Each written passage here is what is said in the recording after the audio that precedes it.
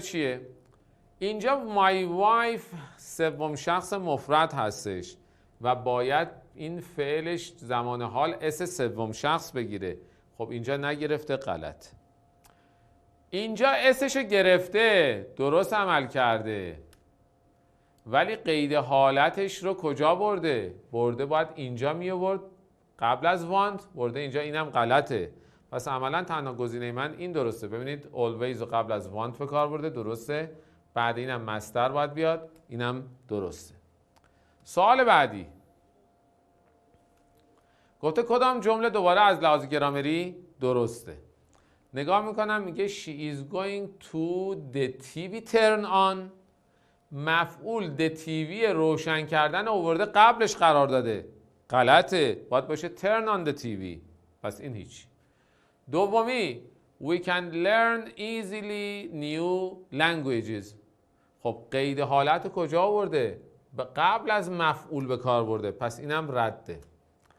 بعدی گفته my brother can speak fluently French. خب مفعول آورده بعد از fluently قید حالت به کار برده، پس اینم غلط هستش. پس عملا ما باید این فرنچ رو بعد از اسپیک قرار می داشتیم که هیچ. پس این باید یه جمله درستی باشه. نگاه میکنم we usually قبل از فعل اصلی اومده، درسته. بعد مفعول visit میشه our grandfather، قید زمانم آخر اومده، پس همه چی من اینجا ردیف هستش. بعدی گفته کدام جمله از لحاظ گرامری غلطه؟ فاعل فعل بعد فعلمون هم لازمه، قید حالت آورده، ردیفه. شایان is always بعد از فعل ربطی آورده، ردیفه. kind to his sister مهربون با خواهرش، هیچ. would you like some salad with your meal.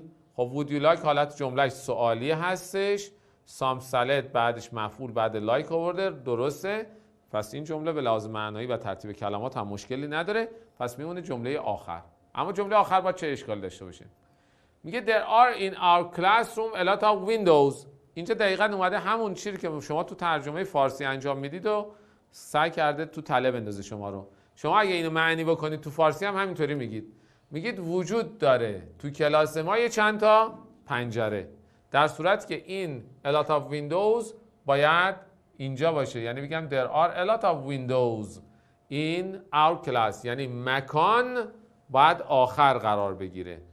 در این قسمت هم به پایان بخش تست های اجزای جمله میرسیم.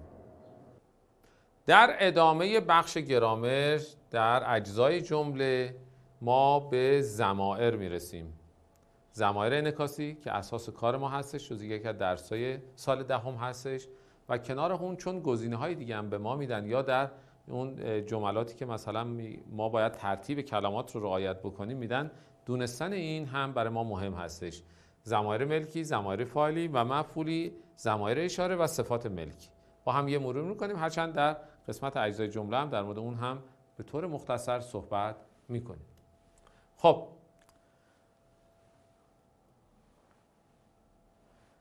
ضمایر شخصی، ملکی، انعکاسی و صفات ملکی. اولا بدونیم تعریف ضمیر چیه.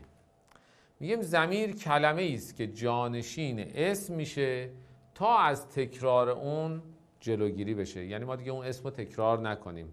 وقتی مثلا من تو چند جمله مثلا میخوام در مورد علی صحبت کنم، بگم علی کلاس 12، علی به مدرسه میره، علی امتحان داره، خب من علی نمیگم، میام جای اینها ضمیر استفاده میکنم.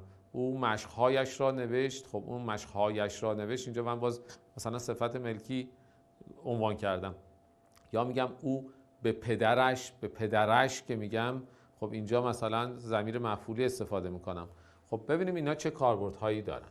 خب ضمایر دسته‌بندی‌های مختلفی دارن، از گفتیم ضمایر فاعلی، ضمایر مفعولی، ضمایر ملکی، ضمایر انعکاسی، ضمایر اشاره، ضمایر نامعین، ضمایر نسبی و ضمایر سوالی، که از این میون اینها ما ضمایر فاعلی، مفعولی، ملکی و انعکاسی رو جز ضمایر شخصی به حساب میاریم چون مربوط به شخص میشه. خب اما در مثال اینجا ببینیم پیتر complained to the chef about the meal. میگه پیتر در مورد اون وعده غذایی با اعتراض کرد با سرآشپز. She wasn't helpful. میگه او خیلی به قول گفتنیم کمک حال نبود و قبول نکرد. این she در اینجا منظور the chef هستش. بنابراین he spoke to the manager. خب این he اینجا مربوط به کی میشه؟ به پیتر میشه. خب در جمله بعد نگاه کنید. Where is the knife? I can't find it. خب اینجا در مورد نایف دارم صحبت میکنم. اینجا من در موردش ایت به کار بردم. It's in the drawer. خب این ایت اینجا دوباره ایت منظور همین the knife هستش. این به عنوان یک ضمیر حالا فاعلی و در اینجا هم به عنوان یک ضمیر مفعولی استفاده شده. خب در مورد ضمایر فاعلی که صحبت کردیم و در مورد ضمایر مفعولی که گفتیم جاشون معمولا بعد از فعل و حرف اضافه هستش که نگاه کنید